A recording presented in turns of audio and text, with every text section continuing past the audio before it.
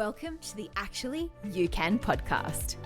I'm Miff Galloway, a performance coach passionate about supporting ambitious and high-performing women just like you who know they have untapped potential just waiting to be unleashed.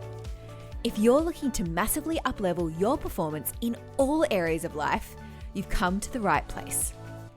My goal on this podcast is to take you beneath the surface so you can connect with yourself on a deeper level while providing you with valuable insights and the tools necessary to navigate life's challenges and go after your goals with strength, clarity, and wisdom. If you're ready to uncover the truth which lies underneath so you can recognize your powerful feminine leadership style, pursue your goals unapologetically, and thrive in every aspect of your life, hit the follow button and get ready to explore the incredible possibilities that lie within you.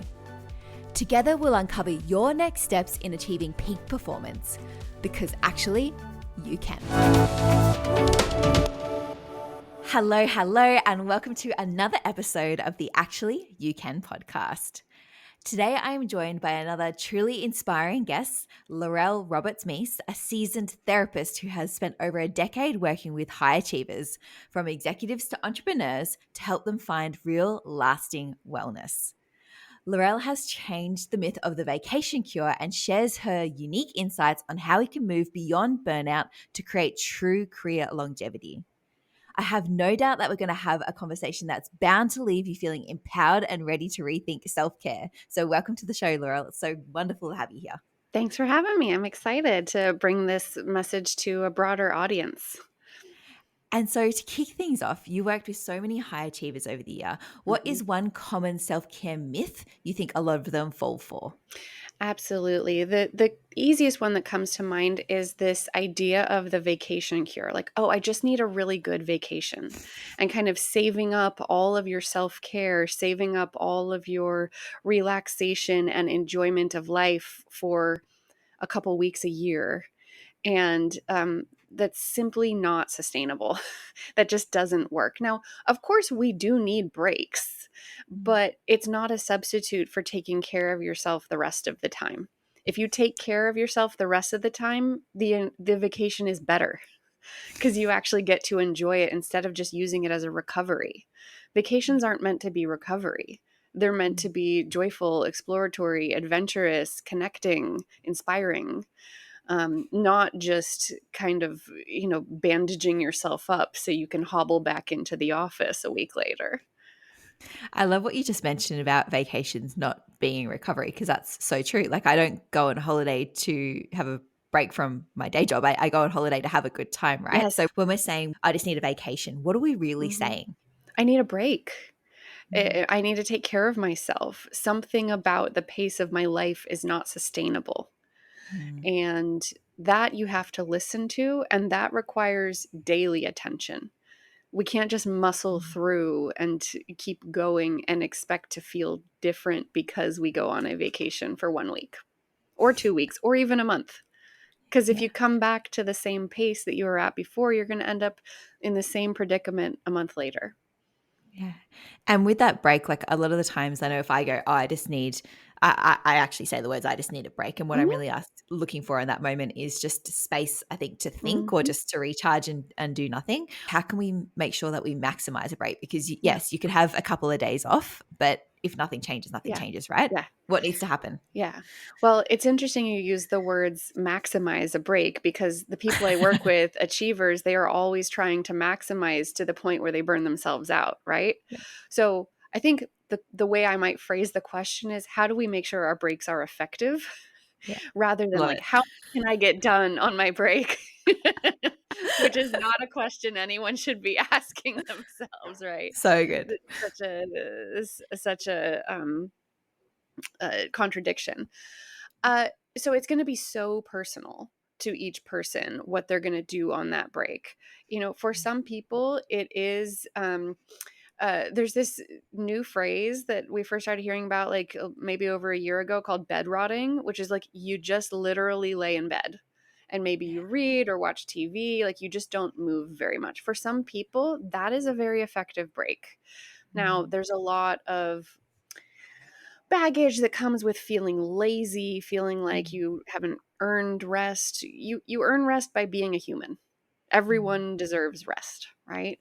And to some people, spending a whole day in bed does not feel good. That is not restorative. To some people, it's actually going for a walk and having a deep, meaningful conversation with a friend or a loved one. That can be restorative. That can be a break for some people. For some people, it is going to play a rec league sport or going to the symphony or opera or theater, right? Everyone's break is going to look different. And often we're not very intentional about how we design our breaks. It's just like, oh, I have a day off. I'm going to do laundry and prep some meals and like take my car to get detailed. Like, that's not a break. You're just doing domestic labor. Guilty as charged. I was like, Uh-huh. I'll use my break to catch up on all of the house chores. It's like, no, that's another way just to get shit done, right? And Yeah. so, in your experience, then, why is it so hard for the people that you work with, high achievers, to Mm-hmm. take a break? Why do they Yeah. feel guilty? There's a great book called Laziness Does Not Exist that is talking about this myth of laziness, that like if you're resting, you're lazy. If you're resting, you're not earning whatever privilege and lifestyle and joy and relationships you have. This narrative that we're not all inherently deserving, I think, fuels a lot of high achievers, that we feel we have to achieve or we have to caretake or we have to meet certain milestones to rest. But the problem is you have to rest to meet those milestones, right? We all deserve rest. No one is telling a little baby that they have to earn their nap. Like, they just need their nap. And that doesn't change as we age and become adults. Yeah, it's so interesting, right? It's like we all come to the world just being deserving of everything, and then just shit Mm-hmm. happens along the way, right? And then all of a sudden Yeah. we're like, no, I can't rest anymore. Yeah. And yeah. It's very there are tacit messages that we absorb around this having to earn rest, having to earn love, having to earn admiration, rather than just you are inherently valuable and lovable as a human being. Not everyone gets that message. And so we start as creative human beings, problem solvers, we start finding ways to feel lovable, to feel worthy, to feel valuable, to feel we have earned whatever good fortune we have and connection and wealth and privilege. And unfortunately, working hard, being an overachiever, it can get you pretty far in terms of feeling worthy and valuable. It can get you pretty far, but it cannot get you all the way. You have to do the actual internal work. And sometimes people are in situations where they can't work anymore. They're ill or they're injured, or there's a temporary or permanent disability, or they get laid off because their company is struggling through no fault of that person. And then this whole identity crisis ensues. Who am I if I can't work? Who am I if I can't achieve? Well, guess what? You're still inherently valuable and worthy, but it sure doesn't feel like it to high achievers, right? Yeah. And building on that, I know someone at the moment who is actually being forced to take a break, being diagnosed with chronic fatigue Mm-hmm. because haven't taken a break. Yeah. Um, Yes. and the challenge that I was talking to this person, and they were like, oh, maybe I'll take this week off. And Mm, to me, it's like, well, I don't think that will change anything, because mm, if I think of the environment that person is in, it's the environment that also supports the high achievers and rewards the high achievers, rewards the long yes. hours. And so what Yeah. role does an environment feed into high Yeah. achievers continuing that cycle? Oh, absolutely. So I'm recording this from my office in West Los Angeles, and so we have the film and television industry here that would certainly feed into these beliefs that your work is your worth. I work with a lot of lawyers, a lot of people that are pretty high up or partners in law firms. That certainly feeds into this work equals worthiness. They're literally tracking every minute of how they spend their time. They know exactly how many hours they have billed this week. And that can correlate to a sense of security in the job or sense of worthiness or competence as a lawyer. Also, law enforcement, first responders, people that have very important jobs where they're very needed and they're very passionate and called to the work. If they have to take a break, that can, bring up a lot of questions of identity, competence, value. And so there are many industries, probably most industries are complicit in perpetuating this idea that work equals worthiness. Um, and to be clear, as humans, we are designed to work. We all have an innate drive to be engaged in something bigger than ourselves. But capitalism being what it is, it's a little bit on steroids to the point where people neglect other equally important parts of their life for the sake of work. Yeah. And yeah, you're right. Like, it's like we're not meant to do nothing. We're meant to have some sort of Hmm. purpose and meaning and feel like we're Hmm. contributing to the greater on some level. Yeah. And you mentioned a lot about identity and someone Yeah. seeing their identity in their work. Hmm. How do you start to have that conversation? I'm assuming part of the way that you can feel better about self-care and actually taking a break is, I guess, unlinking your identity just to work. Is that sort of an approach that you take, Yeah. or what? Yeah, what's the Well, go with identity? that can feel too threatening to unlink Yeah. identity from work. I look at adding what else Yeah, is there to your identity? Are awesome. you a partner, a friend, a family member, a parent, a volunteer? Are you, um, are there causes that you really light you up? Are you Mhm, politically engaged? Do you have an artistic talent that isn't something you're mhm, being paid for, but is still part of you? So rather than deconstructing, we're adding mm, to and kind of rounding out someone's identity so that it doesn't rest so heavily on one thing, because the majority of people do have to step away from work at some point in their life for mm, many reasons. And it could even be a very joyful reason, having a child, or mm, getting an opportunity that takes them away from work, or um, and when it's temporary, it's less of an identity threat. But when mm. it's uncertain, we don't know how long it's going to be, it's outside of our control. I really want everyone I work with to have plenty else that still feels like the core of them, Mm. that isn't just work. And so the first thing that comes to mind is like, you're telling me to add something? Like, my life is full, like, I'm working long hours and you're telling me to Uh-huh. add stuff to it? I So sure am. how does that conversation go? I sure am. So balance, right? I'm a holistic therapist. I look at things as a complete picture. If you can imagine that every person is kind of like a globe or a sphere, the Mm, outer layer is going to be like medical, physical mhm, issues, right? So when someone comes to me and they're highly anxious or depressed, I'm looking like, okay, is there a medical explanation for this, yeah, right? And often high achievers have neglected their physical body for a while, unless they're an athlete and then they're pushing their body in a different way. Um, but it's amazing how often there is, a vitamin or mineral deficiency or a thyroid thing that is contributing to emotional issues. So ruling that out. The next layer of this kind of holistic picture of the self is behavior. And we can do so much here. This is, are you eating nourishing food that is also pleasurable? Because if you're only eating for nourishment, that's also a problem. There needs to be some pleasure with all of our intake, not just food, but also our media, our social media, our relationships, how we're spending our time, where we're spending our time. And you can actually make a lot of positive change in this behavioral category. And it doesn't have to be big. One of my go-tos is like, start your day out with a giant glass of water. Like, that is small. It takes 30 seconds and it can really change the course of your day, right? yeah, So these are not major overhauls, right? Because people that are super stressed, these high achievers, they don't have room to add a lot. The next layer of this sphere is social. Who are the people around you? Because that's going to have a huge impact on your well-being. If you're not in a great relationship, you're going to be pretty darn stressed. It's going to affect your work and your capacity, right? So looking at those relationships and nurturing them, which doesn't always require a huge time investment.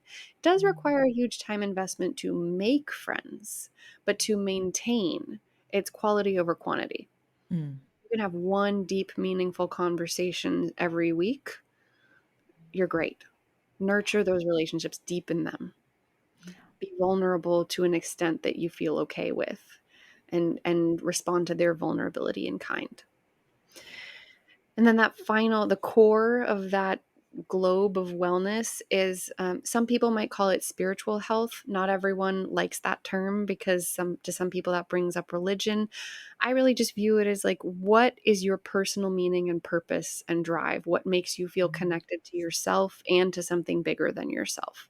Could be religion or spirituality. It could be being an active member of your community. It could be a certain belief system or your values, and really being connected to them and living through them. So that's the most abstract layer, but can be the most critical.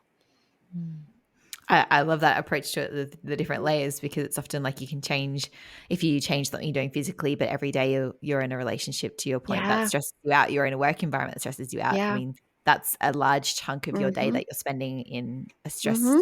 stressed state. Yeah, totally. And Yeah. stress is not all bad. I'm No. not anti-stress here.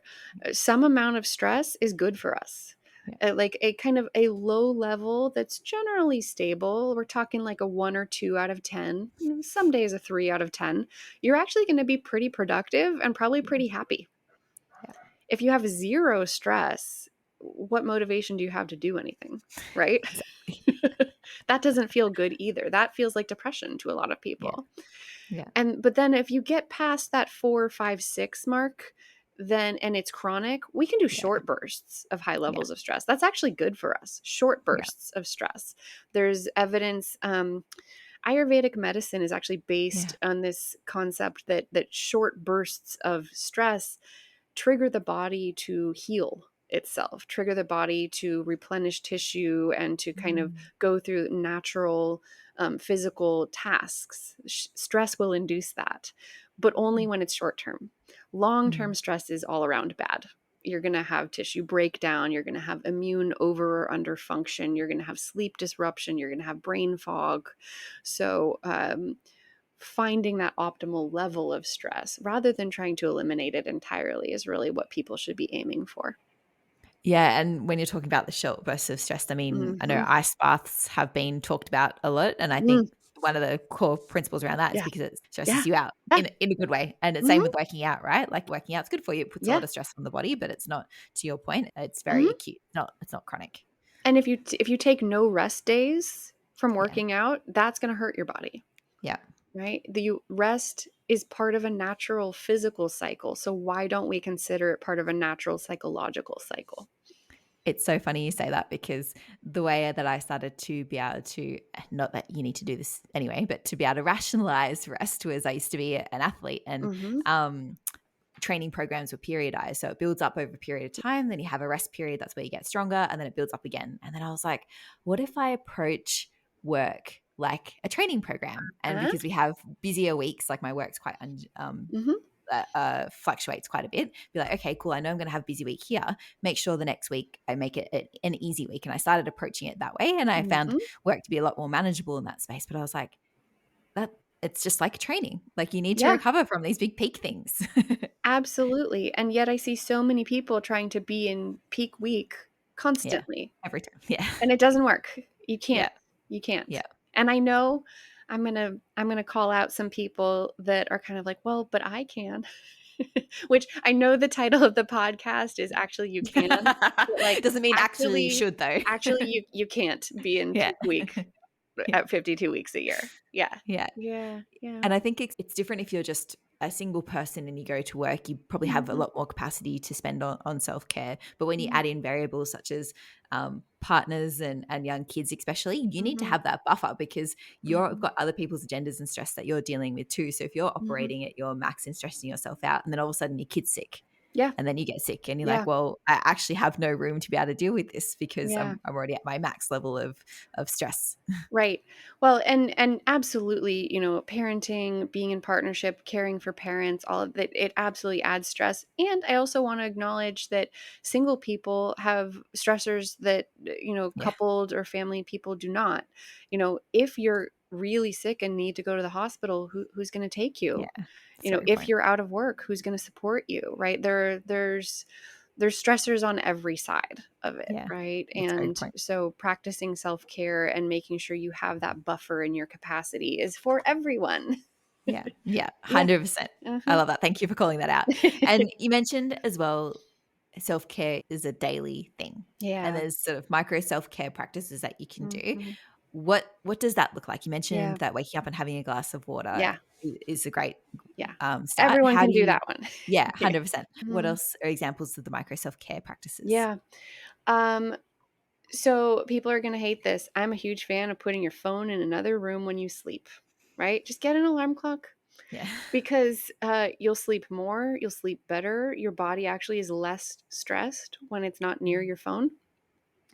Um, I think if you take, 20 minutes on a weekend to plan out meals, so you're not yeah. having to make decisions constantly throughout the day, and a lot of people don't like meal planning, that's fine, but everyone knows what I mean when I say like the stress of choosing what to have for dinner or like, Yeah. oh God, I have 10 minutes between meetings. How am I going to eat? And then they just opt to just have a protein bar and not have a meal, Yeah. right? If you just do a little bit of planning, you're actually going to save yourself a lot of stress.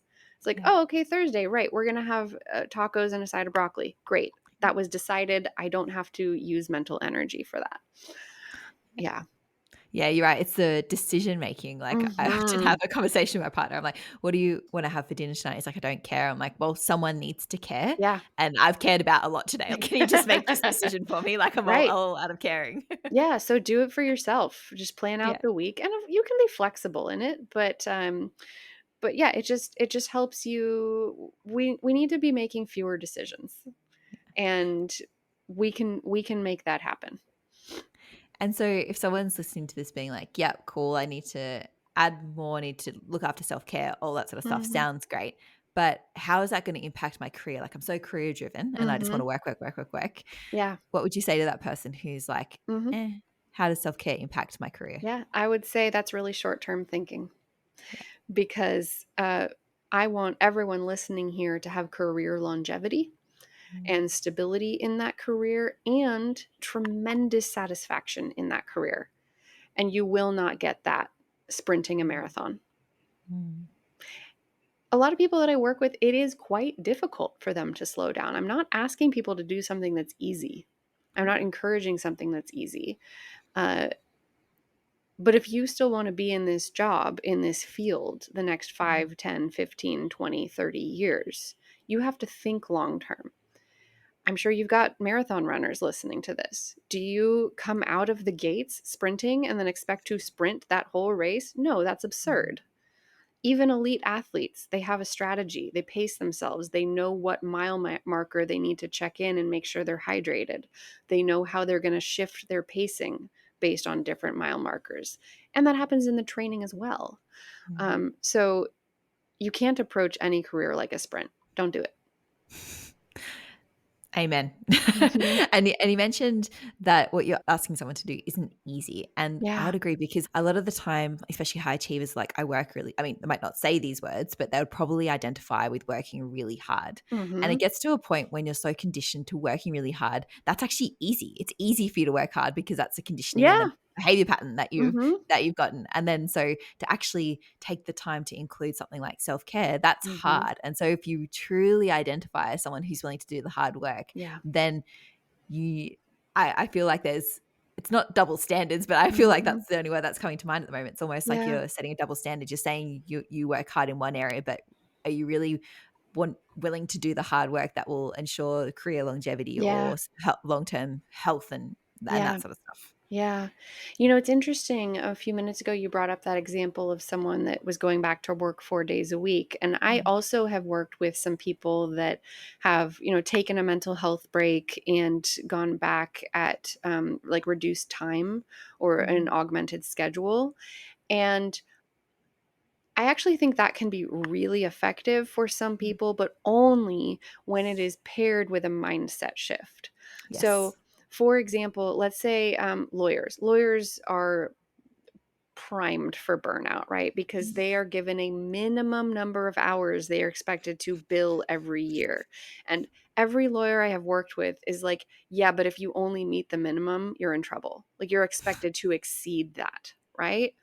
So this is not I mean, it's not really a pass fail. It's like, okay, well, I met my hours, but I didn't exceed them. So I need to work more, right? They Mm. also often get hefty financial bonuses for Yeah. exceeding their hours. So law culture, and this is in the US, I should say. I don't know how firms function in other areas of the world, but so they are encouraged to burn themselves out, monetarily incentivized to do this, right? The lawyers I have worked with where they come back at reduced time, that flips, and they are at a maximum number of hours they are allowed to work under the new agreement that is, Yeah. official with HR. They are coming back at 60% time, 80% time, whatever it Mm. is. That mindset of, oh, I cannot work more than 40 hours a week. If they really internalize it and they really make that their new normal, um, they will be fine. They will Mm. actually have career longevity. And really not setting minimums for ourselves, but setting goals that Yeah. are maximums. Because a Mm. lot of high achievers consider a goal the minimum. 100%. I Mhm. love that mindset shift. That's Mhm. super powerful. Like, this is the maximum I'm going to work. That's so Yeah. incredible because you're right. Like, if nothing changes, Yeah. nothing changes. Yeah. You're still the same person in a different environment. Yeah. I use a software program that it tracks what I'm doing. It doesn't like record anything that would be highly unethical for a therapist, but it knows like what browser window I'm in or what program I'm using on my computer. And there was a time where I set it to encourage me not to work more than 6 hours a day.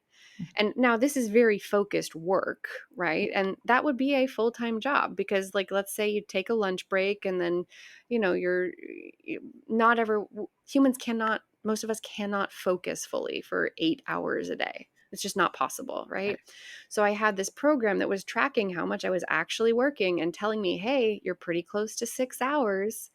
And so I, set up this program to basically help me shift my mindset of, oh, I have a maximum, not a minimum. Mm. And it really helped me just relax into being present and to focus on other areas of my life and enjoying time off the clock. Yeah. And it's funny you mentioned like the 6 hour work days and Mhm. how I guess we have a maximum amount we can concentrate for a particular period of Mhm. time or work. And I definitely find there's nothing worse for me than someone sending me a meeting invite for a 2.5 hour online meeting. I'm like, no one's paying attention for two No. and a half hours. Like, No. how can we make this like 30 minutes or can you put some Mhm. breaks in there? Yeah. Or even, the standard work day in Australia is around 7.68 Mhm. hours. I'm like, no one's working for that many No. hours straight. Like, what are we doing Absolutely here? not. Like, can we shift to results based outputs? Or I don't know. Like, Yeah. I get so there's some industries where, for example, Mhm. retail, where you need people on a retail floor for that number of Sure. hours. But if you're in an office job, I mean, no Mhm. one is literally working for that many hours. Yeah. Knowledge workers, people that Yeah. are doing, highly skilled, specialized work, like lawyers, like Mm. doctors, like therapists, right? Like no, you can't actually be productive and at your best for I would say more than 6 hours a day. I know many people do work more than that, but it is not their best work. Yeah. So if someone listening has a traditional full-time job, so they're Mhm. required to be in the office or online for Mhm. the 8 hours a day, how Mhm. would you recommend that they structure their day so they can include those moments of self-care and also Mhm. make sure they're their best selves throughout the day? Mhm. Yeah, little micro breaks where you just close your eyes and breathe. Like this could literally be 30 seconds. It's going to help you re-regulate your nervous system and come back fresh, right? Also, take your lunch break as often as you can and try and go outside if the weather permits, right? Just getting a change of scene helps your brain kind of reorient, and you'll come back with fresh ideas, better ideas, new ideas. Just you don't we don't get inspired by looking at the same things we look at all day. It's why people have deep thoughts in the shower, because it's a change of scene. Yeah. Or why, artists and novelists and playwrights get their best ideas on vacation when they're out of their normal routine. So shift up your routine in small ways. This Mm. does not have to be a major time commitment. We're talking like maybe 10 minutes tops for a walk around the outside of your building, you know? And it's funny you mentioned like lunch breaks, because Mhm. I have the pleasure of working with different cultures, and the Asian cultures in particular. If you schedule a meeting at lunchtime, they will decline it or just Yeah. not show up. Yeah. Yet I'm not sure if it's the same in America. I'm going to assume so because I have Yes. some colleagues there as well. But often in Australia, it's like not only will we not take a lunch break, we'll eat our lunch at our desk while we're still working. We call it Yeah. the sad desk lunch. And I'm like, Yeah. I can imagine just taking the time to take that lunch Yeah. and eat it in the lunchroom or go Yeah. outside. I mean, we as humans need to be outside more. Yeah. And I moved to a new place during the pandemic, and I just insisted we get a place that had a balcony so that I Mm. could be. And this was, pandemic when being out in public was um, questionably safe. We didn't have a lot of information yet, and I was like, I just need to be able to be outside, but also in a contained place that's private. And again, I have the privilege of being in Los Angeles where the weather is nice most of the time, but I take 10 minutes to just go sit on that balcony and eat my lunch, Mm. right? And I come back, I'm way more focused and productive after that 10 minutes. I think almost everyone can afford 10 minutes. Mm. And it sounds like it's almost like the narrative in our culture nowadays that we can't take breaks, or Mhm. and self-care is this thing that's reserved for people who deserve it. Mm-mm. Looking forward, what shifts would you hope that high achievers, or I guess society in general, have around mental health and self-care? Mhm. I'm always really satisfied when people make a quality of life choice, right? When they're Mm, just like, I did that for so long and I just want to enjoy my I love time that. now. And like, I can take a partial pay cut. I can go without that one thing because I'm putting value on other parts of my life now. Um, I really hope that we undo this laziness myth that, you have to earn rest or resting is lazy. Um, and I hope that we focus on quality over quantity, because if you tell me that you just worked a 14-hour day, that actually doesn't tell me anything except that maybe you didn't have boundaries. Yeah, and you maybe miss dinner with your family, or yeah, Yeah. some Like, other why do we things. take pride in that? Why do we Yeah. take pride in the quantity of our work rather than, I'm going to make this up because I would never, violate one of my clients' privacy, but like, I helped someone process a major trauma today, Mm, and there's no quantity attached to that. mm, Like, that's valuable, mhm. right? Or, you know 100%. what? I took an afternoon off and pulled my kid out of school and we went to the park and just played on the swings. So good. Fabulous, right? You're going to remember that way more than sending 100 more emails. Guilty as charged. I love the quality of life choice. I think Mhm. that's really stood out to me. Just, yeah, Mhm. being empowered to make quality of life choices. Oh, Mhm. that feels so good. Yeah, it really does. Yeah. And s and so you've provided such great insights already, and I'd love to hear what's a really actionable step one of the listeners can do in the next 24 to 48 hours Mhm. to make that step towards self-care and alleviating burnout or the need for that vacation cure. Mhm. Yeah. Well, the vacation cure doesn't work.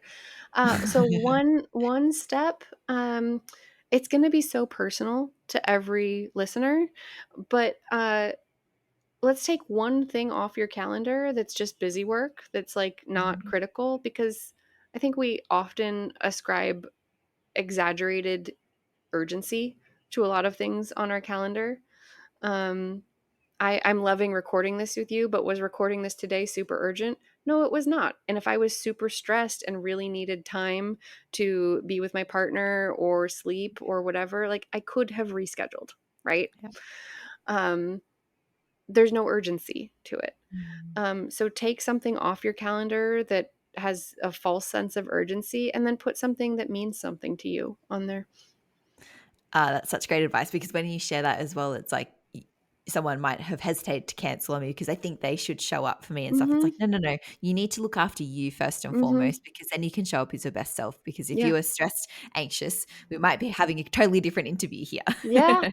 Oh, yeah. If I was not feeling good, if I was just like, "Oh man, one more podcast. I can't. Oh my gosh." Like that, I would just be like, "Okay, here's what you do." But Yeah. instead I'm able to show up and enjoy it. Yeah. And to think more creatively and be more articulate. Yeah. And Yeah. so take something off your calendar that is not urgent. Mhm. Love it. Love it. Yeah. Thank you so much for your time today, Laurel. It's been such a pleasure. If someone is looking to find out more about the incredible work that you do, where can they find you? Yeah. So we are based in the US and we can work with people in California, Florida, Virginia, Pennsylvania, and Washington. And our website is laureltherapy.net. And we are also on social media at Laurel Therapy Collective. I've got a small team of therapists that I've handpicked because I think they're the best at what they do. And they love helping people make these mindset shifts to truly live their best life instead of just a productive life, because they're not the same thing. I feel like that's a whole other podcast there. Awesome. Well, thank you so much. I'll put those links in the show notes, but thank you once again so much for your time this afternoon. Thank you. Thank you so much for tuning in to today's episode. I hope this was helpful. If you thought of someone while listening to this podcast, I would be so grateful if you could share this episode with them. While you're doing that, please also take a moment to leave a review on the podcast if you haven't yet already. It takes less than a minute and it means so much to me and helps this podcast to reach more people just like you. Thank you so much for that, and I'll see you in the next episode. In the meantime, go out and achieve every dream you have, because actually, you can.